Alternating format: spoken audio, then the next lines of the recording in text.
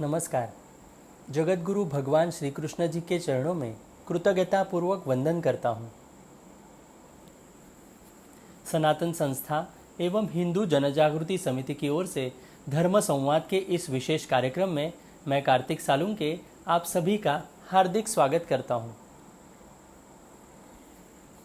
बंधुओं, पिछले कुछ दिनों से हमने धर्म संवाद के इस कार्यक्रम में हमारी प्राचीन शिक्षा व्यवस्था के बारे में हमने जानकारी प्राप्त करवा कर ली। हमने कल देखा कि हमारे जो प्राचीन गुरुकुल शिक्षा पद्धति थी, जो विश्वविद्यालय थे, इसके बारे में हमने समझ कर लिया। नालंदा, तक्षशिला और अन्य भी जो बड़े बड़े हमारे विश्वविद्यालय थे, उसका विस्तार कैसे था, उसमें सुविधाएं कैसी थी और कितनी बड़ी मात्रा में यहाँ पर हमारे हिंदू और बाहर से भी विदेश से लोग आकर सीखते थे। ये सभी बातें हमने समझ कर ली। आज भी हम हमारी ये जो प्राचीन शिक्षा व्यवस्था है, इसके बारे में हम अधिक जानकारी लेने वाले हैं।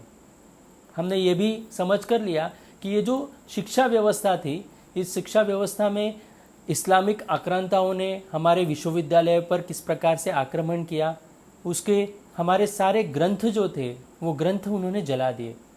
इसके उपरांत अंग्रेजी सत्ताधीश जो अंग्रेज थे, वो हमारे देश में आए और हमारी ये जो प्राचीन शिक्षा व्यवस्था थी, इसको पूर्णतः से नष्ट कर दिया और उसके जगह पर एक आधुनिक शिक्षा व्यवस्था बनाकर हमारा सदा के लिए एक नुकसान किस प्रकार से उन्होंने किया, इसके बारे में आज हम जानकारी लेने वाले हैं।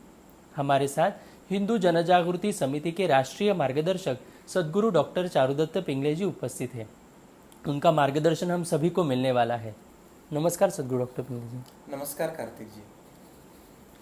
सद्गुरु डॉक्टर पिंगले जी, भारत की प्राचीन शिक्षा व्यवस्था, गुरुकुल व्यवस्था के बारे में आपने हमें कल मार्गदर्शन किया और हमने विस्तृत रूप से सब समझ कर भी लिया, परंतु आज यह सत्य नहीं लगता है, क्योंकि वर्तमान स्थिति में इस विषय के बारे में आधुनिक काल में कुछ अधिकृत रूप से कुछ लिखा गया है क्या? तो इसके बारे में भी आप हमारे दर्शकों को बताएं। जी कार्तिक जी, केवल हम ही कह रहे ऐसे नहीं है, तो वर्तमान में भी इस आधुनिक काल में भी कुछ बड़े लोगों ने और कुछ प्रामाणिक तथ्य इसके संदर्भ में सामने आए हैं। उदाहरण के तौर पर अगर हम देखते तो 1931 में स्वयं लंदन में शदम हाउस में जब सैकड़ों लोग एकत्रित हुए थे और एक ऐतिहासिक सभागृह में महात्मा गांधी जी अपना विषय रख रहे थे, तो महात्मा गांधी जी ने उस समय यह कहा था कि अभी मैं जो कुछ कहने वाला हूँ उसके संदर्भ में अगर बिना डर के कोई मेरे आंकड़ों को सफलतापूर्वक कोई चुनौती दे पाएगा। और ऐसे प्रश्न उपस्थित करके महात्मा गांधी ने आगे बताया था, मैं कहना चाहता हूँ कि भारत आज उससे अधिक अनपढ़ है जिससे जितना वह 50 या 100 वर्ष पूर्व था। यानी वर्तमान जो भारत है 1931 का, वो अधिक अनपढ़ है, ऐसा गांधी जी का कहना था। किसके तुलना में? तो 50 या 100 वर्ष पूर्व जो भारत की पढ़ाई की जो स्थिति थी, उसके तुलना में वे कह रहे थे। और उसका कारण उन्होंने ये बताया, क्योंकि अंग्रेज़ी जो प्रबंधक या जो अभ्यासक यहाँ पर आए थे, उन्होंने भारत में आकर यहाँ की शिक्षा व्यवस्था की जड़ें उखाड़ना शुरू कर दिया। यानी इसे यह स्पष्ट आरोप करते हैं गांधी जी कि अंग्रेज आने से पूर्व भारत में शिक्षा की जो व्यवस्था थी वो उत्तम थी और अधिक थी और भारत अधिक साक्षर था। और अंग्रेज़ों के जो प्रबंधक आए, उन्होंने जैसे ही भारत की शिक्षा व्यवस्था की जड़ें उखाड़ना शुरू कर दिया, तो 1931 का जो भारत था उसे वे अधिक अनपढ़ मानते थे। और उसका कारण बताते हुए गांधी जी आगे कहते हैं कि ये जो अंग्रेज़ आए थे, वो इतनी प्रगल्भ, परिपक्व और करीब करीब 97% भारतीयों को साक्षर करने वाली जो शिक्षा व्यवस्था थी, भारत की पारंपरिक जो शिक्षा व्यवस्था थी, उसके जड़ों को वो देखना चाहते थे। और उसके जड़ों को देखने के लिए उन्होंने इस शिक्षा व्यवस्था के आजू बाजू की मिट्टी कुरेदना शुरू किया। और फिर ऐसे हुआ कि सब मिट्टी को कुरेद कर उन्होंने वैसी हालत में छोड़ दिया, और उसका परिणाम यह हुआ कि भारत की पारंपरिक शिक्षा पद्धति का भारत के पारंपरिक शिक्षा व्यवस्था की जो यह सुंदर वृक्ष था वो भारत से नष्ट कर दिया उन्होंने। और आज वर्तमान का जो भारत है 1931 का, वो उसके 50 से 100 वर्ष पूर्व के भारत की तुलना में अत्यंत अनपढ़ है, ऐसा स्वयं गांधी जी ने ही 1931 में लंदन स्थित एक बड़े सभागृह में यह वक्तव्य किया था। गांधी जी के कहने के अनुसार भारत की सभी दिशाओं में जो शिक्षा पद्धति का जो वृक्ष था वो संपूर्ण भारत में फैला हुआ था। विद्यालय, विश्वविद्यालय और गुरुकुलों के माध्यम से एक तरह से शिक्षा व्यवस्था का यह वृक्ष अत्यंत फला फूला हुआ था, अत्यंत सशक्त था और वह गौरवशाली भारतीय परंपरा का ये एक मानबिंदु था। इस संदर्भ में वे उस सभागृह में बोल रहे थे। अब गांधी जी के इस कथन के अनुसार उनके जो एक साथी थे तथा एक विद्वान थे, इतिहासकार थे, शिक्षाविद बने बाद में, श्री धर्मपाल जी, इनके नाम पर आज मध्य प्रदेश में भोपाल में श्री धर्मपाल शोधपीठ संस्थान नाम की एक संस्था भी स्थापित है। तो श्री धर्मपाल जी ने गांधी जी के इस कथन के बाद एक शोध कार्य शुरू किया। और शोध कार्य कैसे शुरू किया? तो अंग्रेज़ों ने भारत में आने के बाद विविध क्षेत्र में जो अंग्रेज़ों ने सर्वेक्षण किए थे, वो जो सर्वेक्षण के रिपोर्ट उन्होंने भारत से इंग्लैंड के संसद को भेजे थे। तो ब्रिटिश लाइब्रेरी में जो कुछ भारत के शिक्षा पद्धति के बारे में जो लिखित उनके संरक्षण रिपोर्ट थे, उसके आधार पर उन्होंने भारतीय शिक्षा पद्धति अंग्रेज़ आने के पूर्व किस तरह की थी, इसके ऊपर एक सुंदर किताब लिखी और भारत के शिक्षा व्यवस्था का उसमें अत्यंत सत्य और रोचक वर्णन उसमें उन्होंने किया था। और इस पुस्तक का नाम था the beautiful tree, indigenous Indian education in the 18th century, जिसका अगर भाषांतरित अगर हम नाम जानना चाहते हैं तो एक फला फूला एक रमणीय वृक्ष जो भारत की 18वीं शताब्दी में भारतीय शिक्षा का दर्शन करती है, इस संदर्भ में उसका नाम था। धर्मपाल जी की इस पुस्तक में भारतीय शिक्षा व्यवस्था का जो विवरण मिलता है वह आज भी हमारे लिए अत्यंत विस्मयकारी है। क्यों विस्मयकारी? इसलिए क्योंकि अंग्रेज़ और अंग्रेज़ों के बाद जो ये नए सेकुलर भारतीय संस्कारें बनी थी, उन्होंने जो हमें अपनी ही शिक्षा पद्धति के बारे में, भारत की साक्षरता के बारे में, भारत की पारंपरिक शिक्षा के बारे में जो जानकारी हमसे सत्य छुपाई है, झूठी और षड्यंत्रकारी जो जानकारी हमें दिया है, तो इस झूठे और षड्यंत्रकारी जानकारी के पार्श्वभूमि पर श्री धर्मपाल जी का ये जो पुस्तक है ये अत्यंत विस्मयकारी जानकारी हमें देता है। यह हमें समझने की आवश्यकता है। इस पुस्तक में जो कुछ आंकड़े दिए हैं, ये आंकड़े खुद अंग्रेज़ों के जो शोध कार्य, उनके जो सर्वे भारत में हुआ करते थे, उसके जो रिपोर्ट इंग्लैंड में जाते थे, ब्रिटिश लाइब्रेरी में रखे जाते थे, उनके संसद में जो अहवाल सादर किए जाते थे, उसमें से लिए गए और ये अत्यंत प्रमाणित और सत्य आंकड़े हैं। धर्मपाल अपने इस पुस्तक में लिखते हैं कि अंग्रेज़ों को बंगाल के सर्वेक्षण में यह पाया गया था कि अकेले बंगाल और बिहार के इलाकों में 1830 के दशक में 1 लाख विद्यालय थे। 1820 में बॉम्बे प्रेसिडेंसी के जो वरिष्ठ अफसर थे G.L. प्रेंडरगास्ट, इन्होंने कहा था कि इस प्रदेश में शायद ऐसा कोई एखादा ही गांव होगा जहां पर वहाँ 1 या उससे अधिक पाठशालाएं ना हो। यानी उनका यह वाक्य यह स्पष्टता से बताता है कि हर गांव में कम से कम 1 तो पाठशाला थी। और मद्रास और पंजाब के क्षेत्रों में भी ऐसे ही कुछ आंकड़े देखे गए, ऐसा डॉक्यूमेंटेशन हमने ब्रिटिश लाइब्रेरी में पाया है। और उसके आगे धर्मपाल जी यह भी कहते कि अभी जो वर्तमान में प्रचलित मान्यता है कि शिक्षा का अधिकार केवल ब्राह्मणी जातों को ही था या केवल ब्राह्मणों के लिए शिक्षा दी जाती थी, तो ब्रिटिश के आंकड़े और ब्रिटिश के सर्वे और ब्रिटिश का जो अहवाल है उसमें यही समझ में आता है कि पारंपरिक भारतीय शिक्षा पद्धति में शिक्षण की जो सुविधा थी वे केवल ब्राह्मण जाति तक ही सीमित थी। या ब्राह्मण जाति के लिए वरदान थी, ऐसा बिल्कुल नहीं, अपितु सभी जाति और सभी आर्थिक गुट इससे लाभान्वित हो रहे थे। मद्रास के कई विद्यालयों में 50% से अधिक ऐसे विद्यार्थी हुआ करते थे जो तथाकथित वर्तमान में क्षुद्र जाति के छात्र हम कह सकते हैं। यानी मद्रास जैसे प्रांत में 50% से अधिक, यह आंकड़ा हमें ध्यान में लेने की आवश्यकता है। और यह आंकड़ा ब्रिटिश सर्वे के रिपोर्ट का है जो ब्रिटिश लाइब्रेरी में रखा था और जिसका संदर्भ धर्मपाल जी ने अपने इस द ब्यूटीफुल ट्री में लिया है। अब 18वीं शताब्दी में भारत की जनसंख्या लगभग 20 करोड़ के आसपास थी और उस समय जो औसतम कितने व्यक्तियों के पीछे एक स्कूल या एक विद्यालय या गुरुकुल आता था, आप विचार कर सकते हो। औसतम 300 व्यक्ति के पीछे न्यूनतम एक गुरुकुल या एक विद्यालय भारत में हुआ करता था।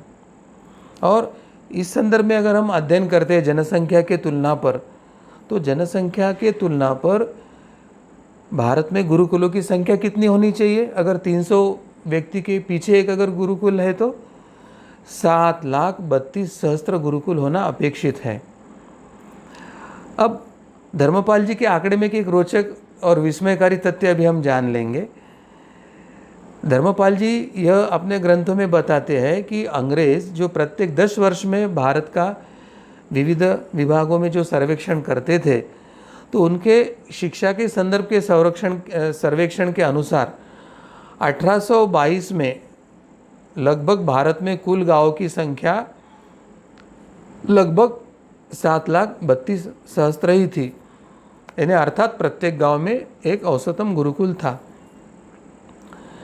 16 से 17 वर्ष भारत में प्रवास करने वाला जो अंग्रेज का एक शिक्षाविद था, शिक्षा शास्त्री था, लुडलो ने भी 18वीं शताब्दी में यही लिखा है कि भारत में एक भी गांव ऐसा नहीं है जिसमें गुरुकुल नहीं है। और यह आगे जो कहता है वो हमें ध्यान से सुनने की आवश्यकता है। लुडलो आगे ऐसे कहता है कि मैंने एक भी बालक ऐसे नहीं देखा जो गुरुकुल में जाता नहीं और शिक्षा नहीं पाता होगा। यानी ये सबसे महत्व की बात है कि भारत में सभी के लिए शिक्षा थी। 1822 के आसपास भारत में 7,32,000 गुरुकुल थे। केवल बच्चे नहीं, पुरुष नहीं, तो स्त्रियों के लिए भी वहाँ शिक्षा शुरू थी। राजा की सहायता के अपितु समाज के भी सहायता से पोषित इन गुरुकुलों के कारण 18वीं शताब्दी तक भारत में जो साक्षरता थी वो 97%, 97% थी। और परंपरा से बालक की आयु 5 वर्ष, 5 माह और 5 दिवस इतने होते ही बालक का गुरुकुल में प्रवेश हो जाता था। प्रतिदिन सूर्योदय से सूर्यास्त तक ये अध्ययन का अभ्यास का क्रम चलता था और यह उस बालक के जीवन में 14 वर्ष तक चलता था। और यह बालक सभी वर्गों के बालकों के साथ निःशुल्क, बिना कोई शुल्क दिए 20 से अधिक विषयों का वो अध्ययन करता था। और जब वो गुरुकुल से बाहर निकलता था अध्ययन पूर्ण करके, तो यह बालक अत्यंत आत्मनिर्भर एवं देश एवं समाज के सेवा के हेतु सक्षम होकर निकलता था। प्रारंभिक वर्षों में बच्चों को अक्षर ज्ञान देने के लिए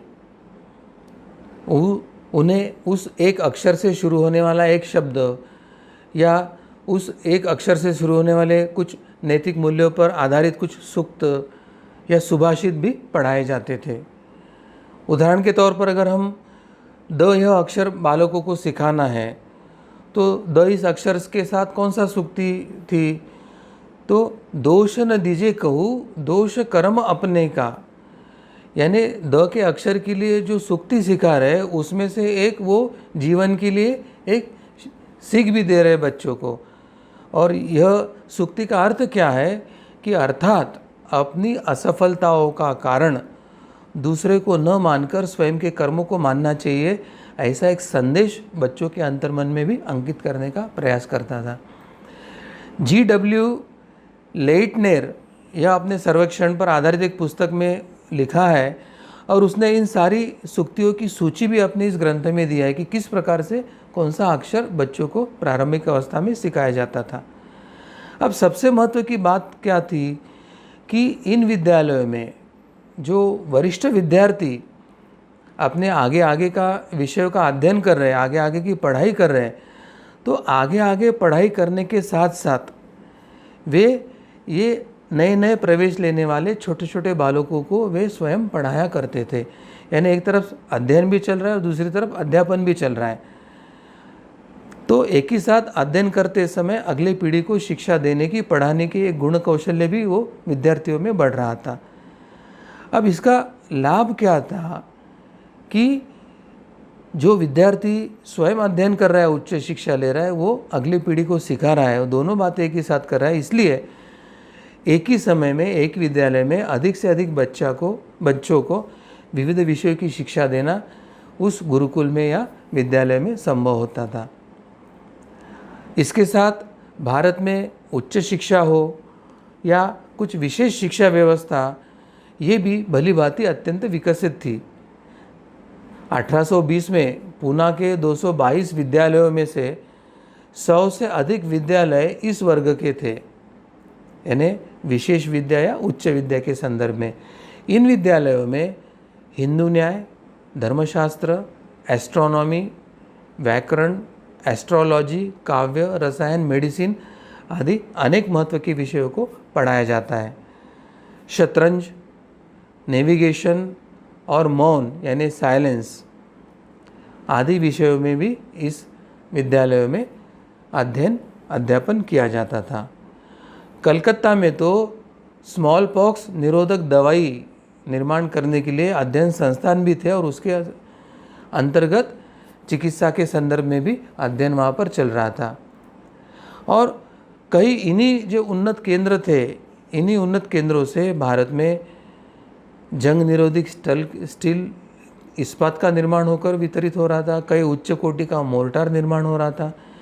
जहाज़ों के लिए वाटर प्रूफिंग के लिए जो द्रव्य लगते हैं उसका अनुसंधान शोध करके वो निर्माण हो रहे थे। तो कई बर्फ़ आदि बनाने की जो अत्याधुनिक तकनीकी है उसका वहाँ पे निर्माण हो रहा था।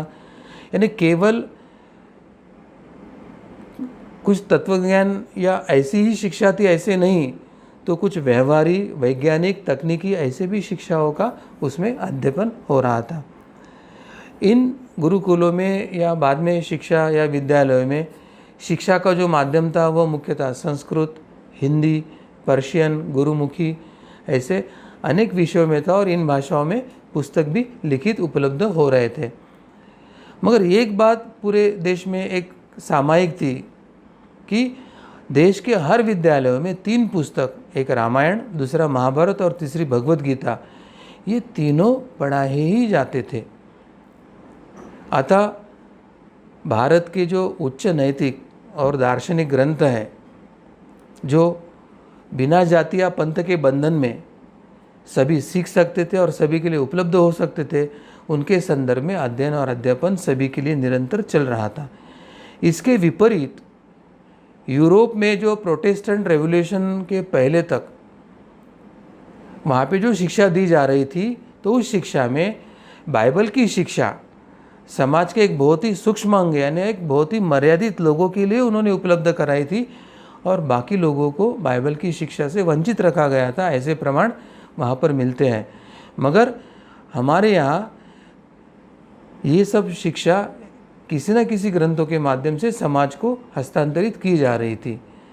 चार्ल्स डिकेंस जैसे यूरोपीय लेखकों की लेखनी से यही पता चलता है कि इंग्लैंड में या यूरोप में उस समय वहाँ बच्चों को सप्ताह के निश्चित दिनों पर स्कूल नाम की एक जगह पर भेजा जाता था, जहाँ पढ़ने वाले जो अधिकतम शिक्षक थे वो स्वयं ही निरक्षर थे।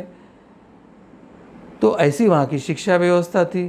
तो इससे हमें एक यही चित्र हमारे सामने आता है, हमें यही ज्ञान होता है कि भारत की शिक्षा व्यवस्था 1820 के आसपास अत्यंत प्रगत तथा उन्नत अवस्था में थी, जिसके कारण अंग्रेज़ अपनी सत्ता भारत पर जमाना मुश्किल हो रहे थे और उन्होंने जब अध्ययन किया तो भारत की शिक्षा व्यवस्था, भारत के लोगों की धर्म की आस्था, भारत के लोगों का धर्म शिक्षित होना, यह उनकी सत्ता के जड़ें कायम करने के लिए और उनके ख्रिस्ती धर्म के प्रसार के लिए बड़ी अड़चन निर्माण हो रही थी।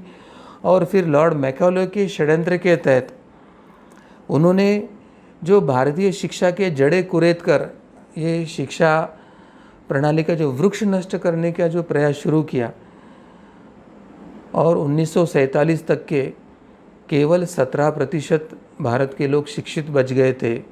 1820 में कहाँ 97% और 1947 में कहाँ 17%। तो इससे यही ख्याल में आता है कि षड्यंत्रपूर्वक भारतीय शिक्षा पद्धति को नष्ट करके, भारतीयों को शिक्षा से वंचित करके, भारतीयों को निरक्षर करके, फिर पश्चिमी देशों ने अपनी शिक्षा व्यवस्था को भारत पर लाद कर और उसके बाद फिर भारत पर यह आरोप करना शुरू किया कि भारत के लोग पिछड़े हैं, अशिक्षित है, ये जंगलों में रहने वाले हैं, ये आदिवासी है, ये सांप हाथी के साथ खेलने वाले सपेरे हैं। तो यह सब जो षड्यंत्र तहत भारत को बदनाम करने की प्रक्रिया चली, ये संपूर्ण आरोप अत्यंत निराधार है। हमको ये सच्चा इतिहास जो ब्रिटिशों के सर्वे पर आधारित है, जो ब्रिटिश लाइब्रेरी में उपस्थित है और जो ब्रिटिशों ने लिखा हुआ है, उन तथ्यों को लेकर वापस समाज में जाकर भारत के साक्षरता की, शिक्षा व्यवस्था की सत्य स्थिति सबको अवगत कराने की आवश्यकता है और पुनश्च भारत को विश्वगुरु बनाने हेतु, भारत को हिंदू राष्ट्र स्थापने के हेतु यह गौरवशाली शिक्षा परंपरा पद्धति को स्थापित करने की आवश्यकता है। और इसलिए कार्तिक जी, ये जो वर्तमान में हमने हिंदू राष्ट्र का अभियान लिया है, तो उसके अंतर्गत यह शिक्षा पद्धति का प्रसार प्रचार और सरकार को बाध्य करना कि वो हमारी पारंपरिक शिक्षा पद्धति को पुनश्च लागू करे, ऐसे अभियान हमको लेना पड़ेगा, ऐसे लगता है। सदगुरु डॉक्टर पिंगले जी, आपने अभी हमें मार्गदर्शन किया तो उसमें ये बताया कि शिक्षा व्यवस्था में 20 से अधिक विज्ञान की शाखाएं थी। तो कृपया इस विषय में भी बताएं, क्योंकि सर्वसाधारण धारणा तो यही है कि विज्ञान की खोज जो है तो वो भारत में जो अंग्रेज आए थे तो उनकी उपलब्धि है, तो इस प्रकार से हमें बताया जाता है। तो कृपया इसके बारे में भी आप हमारे दर्शकों को मार्गदर्शन करें। कार्तिक जी, बहुत मूलभूत प्रश्न आपने पूछा है, क्योंकि अभी जो वर्तमान में शिक्षा दी जा रही है, जो इतिहास सिखाया जा रहा है या वो हमारी शिक्षा पद्धति की जो जानकारी बताई जा रही है, उससे यही सर्वसाधारण धारणा बनी है कि विज्ञान की खोज तो भारत में कभी हुई नहीं थी और आज जो कुछ भारत में विकास हुआ है वो केवल अंग्रेज़ों के ही कारण हुआ है। ऐसी जो चर्चा चल रही है, तो उसका वास्तविकता क्या है वह हम सबको ध्यान में लेने की आवश्यकता है। सर्वप्रथम जो एक भ्रम भारत में फैला हुआ है कि भारत के गुरुकुल के बारे में यह कहा जाता है कि यहाँ केवल संस्कृत भाषा में ही शिक्षा दी जाती थी, यह अत्यंत गलत है। भारत में विज्ञान की 20 से अधिक शाखाएं रही थी और ये केवल मर्यादित थी ऐसे नहीं थी, तो दिन ब दिन वो पल्लवित होते जा रही थी, उसमें विकास हो रहा था, उसमें निरंतर वृद्धि हो रही थी। और ये 20 शाखाएं कौन सी थी वह भी हम समझ लेंगे। ये जो प्रमुख 20 शाखाएं थी उसमें सबसे महत्व का खगोल शास्त्र, यानी ग्रहों की गति, ग्रहणों के बारे में जब पाश्चात्य देशों को कुछ भी ABCD भी पता नहीं था, उस समय कब ग्रहण लगेगा ये 100-200 वर्ष के बाद की भी स्थिति हमारे खगोल शास्त्री बता सकते थे।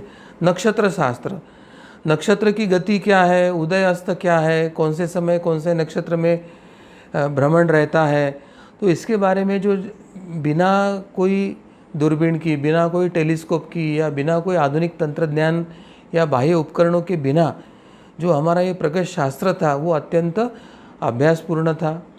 बर्फ बनाने का विज्ञान भारत में प्राचीन काल से ही था। धातु शास्त्र, यानी ज़मीन में से खनिज कैसे निकाले, खनिज से धातु कैसे निर्माण करें और धातु की गुणवत्ता कैसे अच्छी हो, कुतुब मीनार का जो विजय स्तंभ हो या हम जो हमारे 800-1000 वर्ष पूर्व, 2000 वर्ष पूर्व जो हमारे पारंपरिक मंदिर या अजंता एलोरा के जो मॉन्यूमेंट्स बने हैं, तो उसमें जो उपयोग किया गया है, तो धातु की क्षमता और गुणवत्ता कितनी थी वही हमें पता चलती है कि 1400 वर्ष के बाद भी उसको लोह स्तंभ को गंज नहीं लगा, रस्टिंग नहीं हुआ और अभी तक उसका केमिकल एनालिसिस करके ये लोहा कैसे बना, यह पाश्चात्य लोग अभी तक ढूंढ नहीं पाए हैं। रसायन शास्त्र प्रगत था, रसायन विद्या प्रगत थी, पारे से सोना बनाने की प्रक्रिया होती थी, सुगंधित द्रव्य यहाँ बनते थे। स्थापत्य शास्त्र, वर्तमान में जो इमारतें बनती है उसका 40 से 50 से वर्षों से ज़्यादा कोई उसका लाइफ एक्सपेक्टेंसी नहीं देता है। और आज 800-1000 वर्ष पूर्व के जो हमारे मंदिर है, दक्षिण के कुछ उत्तर के, वो अभी भी सुव्यवस्थित और सुस्थिति में खड़े हैं, यह हम देखते हैं। वनस्पति विज्ञान तो अत्यंत प्रगत था। वनस्पति भोजन और आहार के संदर्भ में, और वनस्पति औषधि के स्वरूप में, और वनस्पति मनुष्य के लिए कौन सी उपयोगी है और कौन सी अनुपयोगी है, इसके संदर्भ में जो अध्ययन और था, ये भारत का अत्युच्च है और आज भी इसकी तोड़ नहीं है।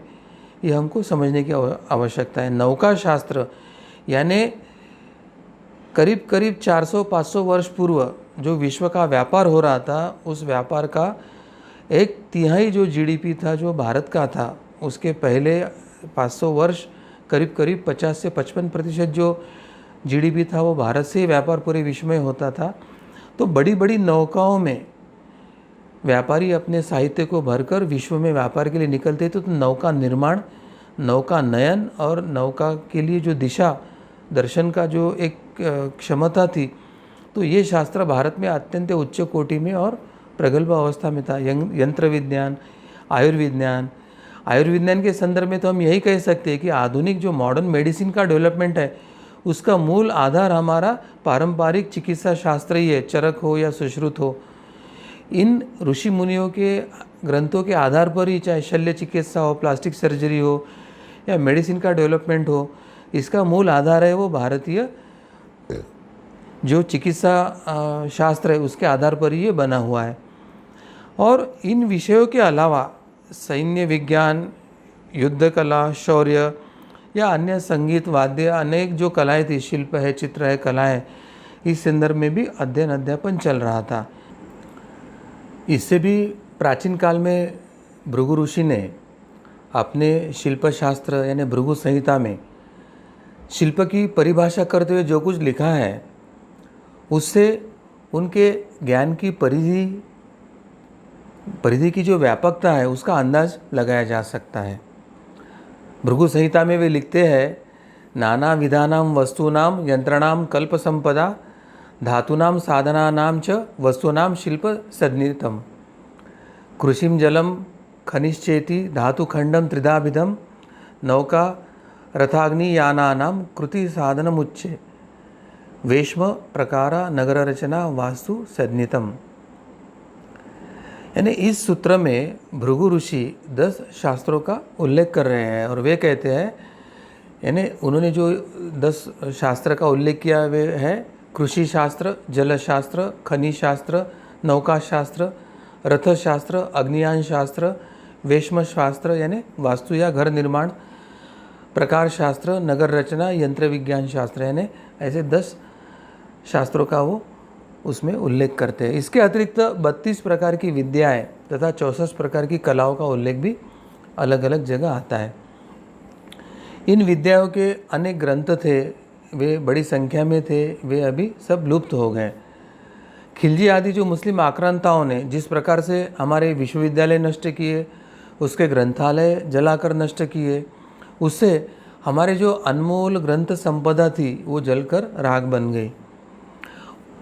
इस्लाम के बाद जब अंग्रेज़ आए, ख्रिस्ती धर्म प्रसारक जब अंग्रेज़ों का शासन भारत पे हुआ, तो उनके सत्ता काल में राजतंत्र की व्यवस्था को चलाने के लिए अंग्रेज़ी न पढ़ने वाली जो प्राचीन भारतीय शिक्षा प्रणाली थी वो उनके दृष्टि से लाभकारी नहीं थी, क्योंकि उनका राजतंत्र था, उनके राजा के जो हुक्म है, ख्रिस्ती धर्म का प्रसार है, विश्व पर साम्राज्य निर्माण करने की जो मनीषा है, उसके कारण ये अंग्रेज़ी न सीखने वाली जो भारतीय पारंपरिक जो शिक्षा प्रणाली थी उनके उपयोगी नहीं थी।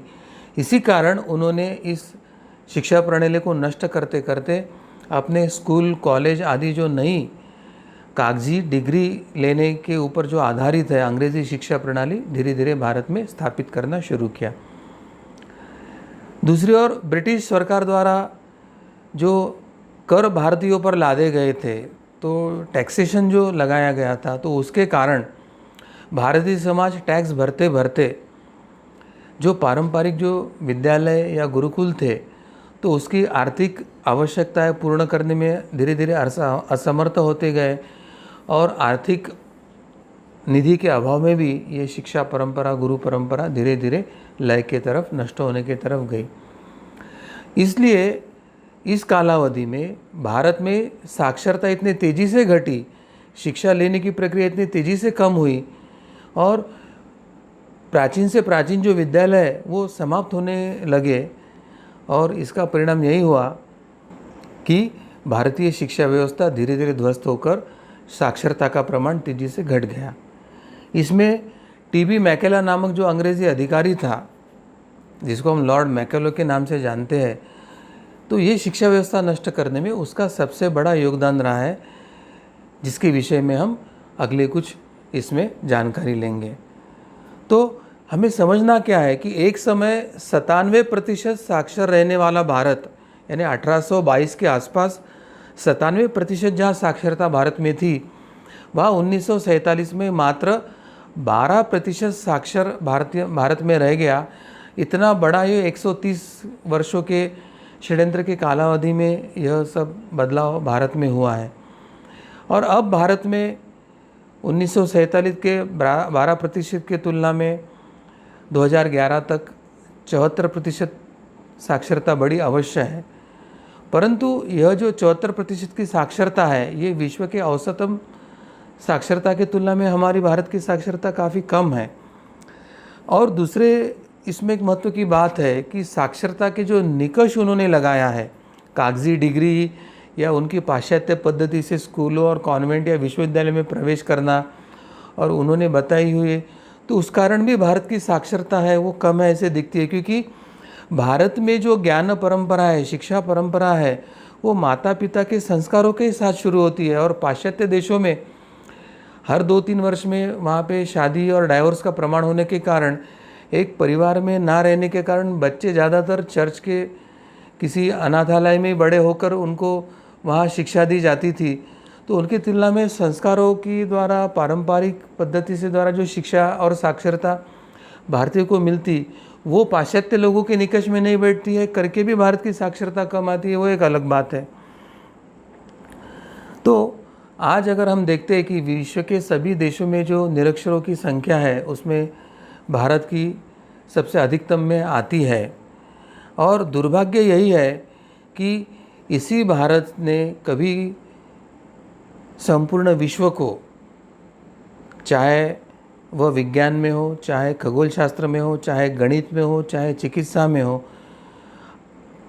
पूरे विश्व ने भारत से ही प्रेरणा लिया था। और आज ऐसी उल्टी स्थिति हुई कि आज भारत के बच्चे हार्वर्ड यूनिवर्सिटी, कैम्ब्रिज विश्वविद्यालय में पढ़ने का सपना देखते हैं। तो एक तरह से यह एक टोटल शिफ्ट हुआ है। मगर ये संकट को हम हाथ पर हाथ रख के नहीं देख सकते हैं।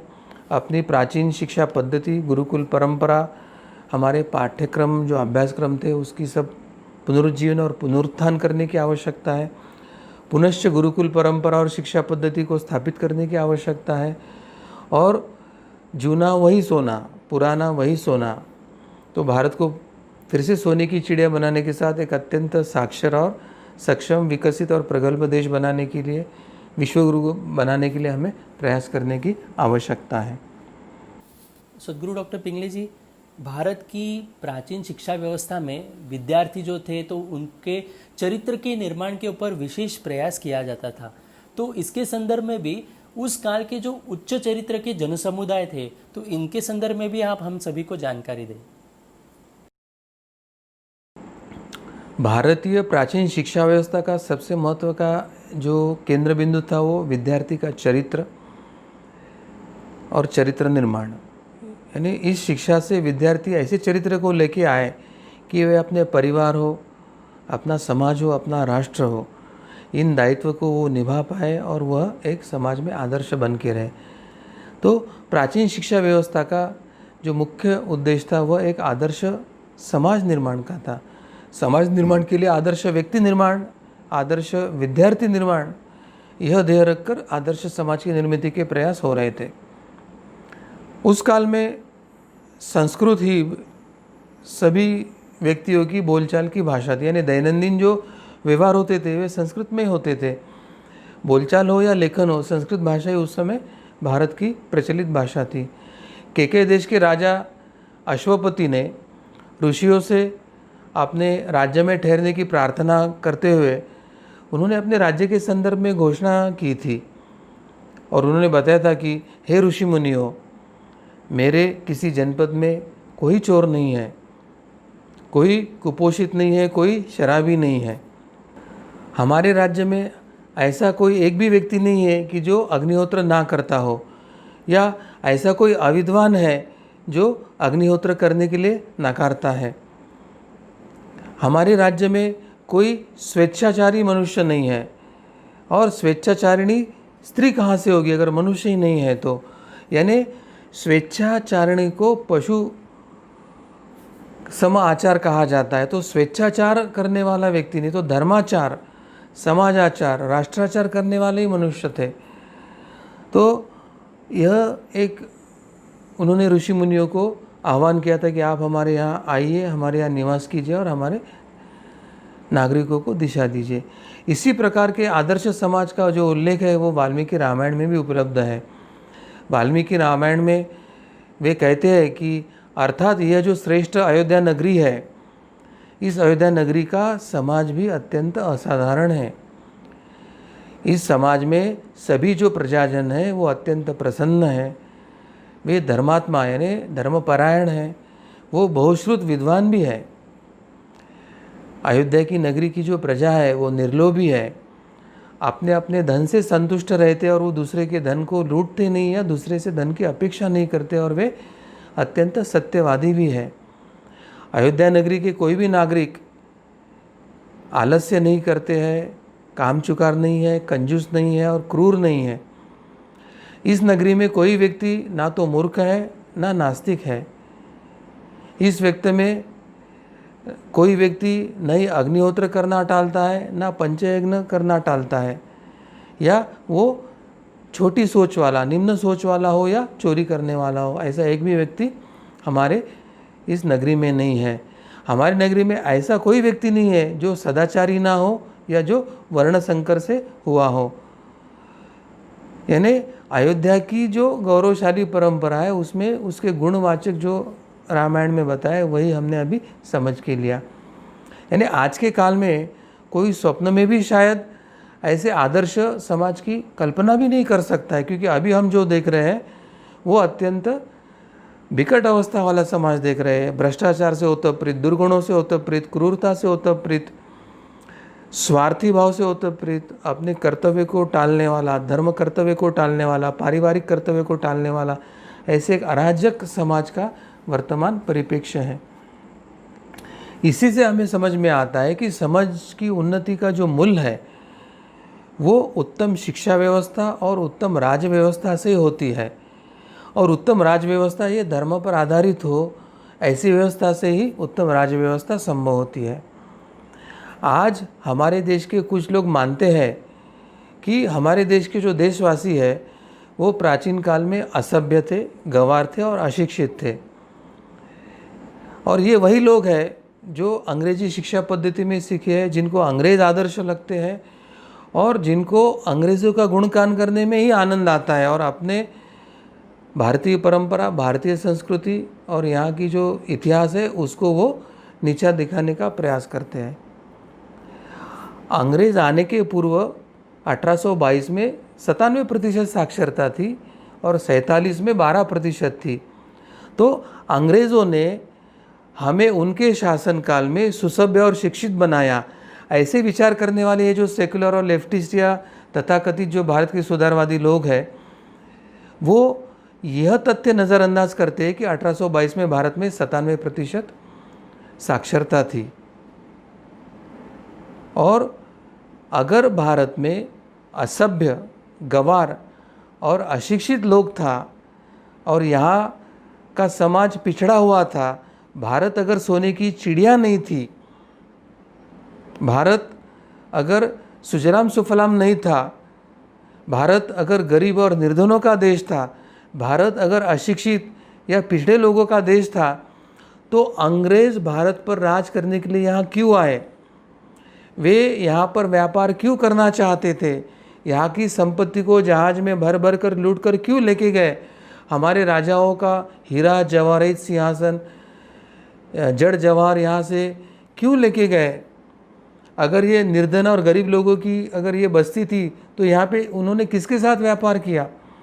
यह अगर प्रश्न हम पूछने का प्रयास करते तो भी हमें इन लेफ्टिस्ट या ये सेक्युलर वालों की जो मूर्खता है उसका अपने आप हमें पता चलता है कि ये कितने अंधभक्त है अंग्रेज़ों के, और अंग्रेज़ों का गुणगान कर रहे हैं और स्वयं के देश के, स्वयं के संस्कृति को, स्वयं की गौरवशाली परंपरा को कैसे वो निम्न या नीचा दिखाने का प्रयास कर रहे हैं।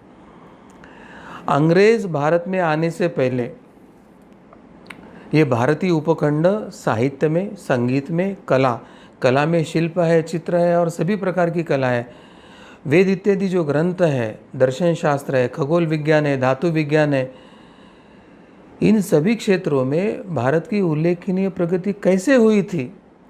अगर भारतीय समाज अगर अशिक्षित और पिछड़ा था तो यह प्रगति कैसे हुई थी, इसका भी विचार करने हमें आवश्यक है। विश्व की पहचान अगर संत के माध्यम से होती है तो राष्ट्र की पहचान राजा के माध्यम से होती है, और व्यक्ति की योग्यता की पहचान उसके गुरु के माध्यम से होती है। परंतु आज वामपंथी जो भारत के लोग हैं उनके द्वारा यही गलत प्रचार किया जाता है कि भारत में जो शिक्षा थी वो शिक्षा केवल ब्राह्मणों के लिए थी और अन्य किसी को भारत में शिक्षा नहीं मिलती थी। अगर एक बार यह भी हम समझ लेते हैं कि ब्राह्मण अगर वैदिक ज्ञान के शिक्षक होने के अगर वे अधिकारी थे, परंतु ज्ञान की जो अन्य लौकिक धाराएं थी जैसे शिल्पकला है, वास्तुकला है, संगीत कला है, नृत्य कला है, आदि विषयों पर ब्राह्मणों का कभी एकाधिकार नहीं रहा था।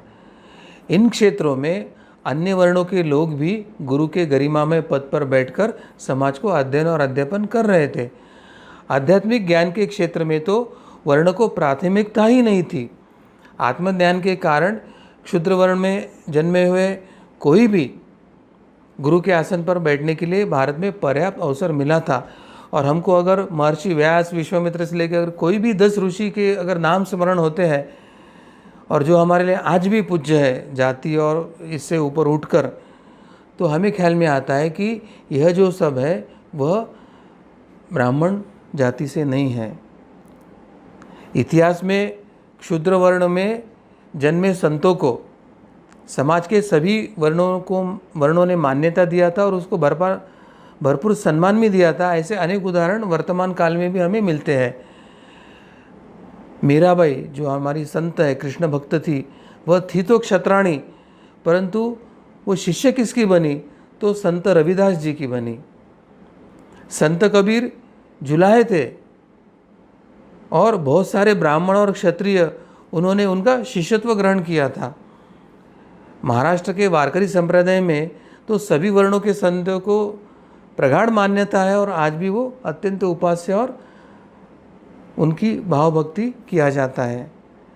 तो इन सब बातों से यही पता चलता है कि भारतीय में जो वामपंथी है, वामपंथी समर्थक है, वामपंथी इतिहासकार है, या वामपंथी की आड़ में जो सेक्युलर स्वयं को कहते हैं, जो स्वयं को प्रोग्रेसिव कहते हैं, या एक प्रकार से जो क्रिश्चियन मिशनरिया या यूरोप के समर्थक हैं, जो भारत में भारतीय परंपरा को नष्ट करके यूरोपीय परंपरा को स्थापित करना चाहते हैं, तो वो जो भारत में प्रचार कर रहे हैं कि भारत पिछड़ा देश था, अशिक्षित लोगों का देश था, यहाँ पे कोई प्रगति नहीं थी, यहाँ के लोग निर्धन थे, गरीब थे, तो यह प्रचार अत्यंत झूठा है। ये भारत की जो गौरवशाली परंपरा है उसकी सच्चा इतिहास को दबाने वाली है और अंग्रेज़ों का गुणगान करके अंग्रेज़ी की मानसिक गुलामी करते हुए अंग्रेज़ी के विचारों को भारत पर लादने वाली है। तो यह सत्य और वस्तुस्थिति को समझकर हमको यह चक्र उल्टा घुमाने का समय आया है। ये झूठे प्रचार का पर्दाफाश करने का समय आया है। इस वामपंथी विचारकों को सत्य क्या है, वो सत्य इतिहास अभी प्रतिपादित करने के लिए बाध्य करने का समय आया है। ये जो वर्तमान सरकार और प्रशासन है, उनके पास जो कुछ ये हमारे सच्चे इतिहास के प्रत्यक्ष प्रमाण है, उसको लेकर अभी हमारे अभ्यासक्रम पाठ्यक्रमों का पुनर्लेखन की आवश्यकता है, इतिहास पुनर्लेखन की आवश्यकता है और एक नए पाठ्यक्रम के साथ, नया शिक्षा प्रणाली के साथ, एक नया भारत को हिंदू धर्माधारित हिंदू राष्ट्र बनाने के साथ, भारत को एक विश्व गुरु करके विश्व में मान्यता स्थापित करने के लिए हम सभी को एकत्रित आके संगठित होकर प्रयास करने की आवश्यकता है। कार्तिक जी, हम सभी को आह्वान करना चाहते हैं कि आप सभी इस कार्य से जुड़े। भारत को केवल हिंदू राष्ट्र बनाना यहाँ तक सीमित नहीं, तो भारत को विश्व गुरु बनाकर पूरे विश्व में भारतीय संस्कृति और धर्म प्रचार करके, यह विश्व ही मेरा घर है, यह विश्वचिया माझे घर, वसुदैव कुटुंबकम, ये विश्व ही मेरा कुटुंब है, इस भावना को स्थापित करने के लिए हमें कार्य करने की आवश्यकता है। मैं भगवान श्री कृष्ण के चरणों में यही प्रार्थना करता हूँ कि हम सबको बल दे, हम भारत को हिंदू राष्ट्र करके स्थापित कर सके, हम भारत को विश्व गुरु करके स्थापित कर सके, और इसके लिए आप ही हमें सहायता कीजिए। इसी प्रार्थना के साथ मैं अपने वाणी को यही विराम देता हूँ। नमस्कार।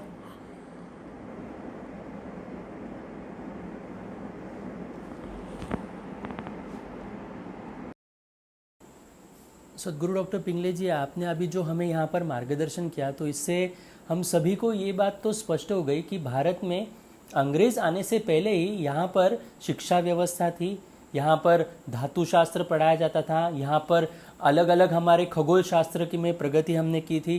14 विद्याएँ और 64 कलाएँ यहाँ पर विश्वविद्यालय के माध्यम से, गुरुकुल के माध्यम से यहाँ पर पढ़ाया जाता था। तो केवल अंग्रेज आने के कारण यहाँ पर उच्च स्तरीय शिक्षा शुरू हुई है, तो ऐसे कुछ नहीं है। तो ये जो जानकारी आज हमारे समाज तक जानी चाहिए, तो इसके लिए मुझे लगता है हम सभी ने एकत्रित मिलकर अभी यहाँ पर संगठित रूप से प्रयास करने चाहिए। ये जो मैकॉले शिक्षा पद्धति है, तो इसका हमें किस प्रकार से इसको दूर करके हमारी प्राचीन जो शिक्षा व्यवस्था है उसे हमें पुनः भारत में पुनर्स्थापित करना पड़ेगा, और एक भारत को फिर से एक बार हम विश्व गुरु पद पर भी लेकर जा सकते हैं। तो मेरा आप सभी दर्शकों से अनुरोध है, ये जो आप अभी मालिका यहाँ पर देख रहे हैं कि भारत की प्राचीन शिक्षा व्यवस्था, इसके बारे में अधिक से अधिक लोगों तक यह जानकारी पहुँचाने हेतु आप भी हमें सहकार्य कीजिए और अधिक से अधिक लोगों तक इसे फॉरवर्ड कीजिए, शेयर कीजिए, हमारे चैनल को सब्सक्राइब कीजिए। आने वाले दिनों में हम कुछ महत्वपूर्ण विषय आपके सामने लेकर आने वाले हैं, इसलिए आप नोटिफिकेशन भी इसका ऑन करके रख सकते हैं। हम आप सभी को नए नए वीडियोस के माध्यम से हमारी हिंदू संस्कृति के बारे में, हिंदू धर्म के बारे में, धर्म की महानता के बारे में आप तक हम पहुंचाने का प्रयास करेंगे।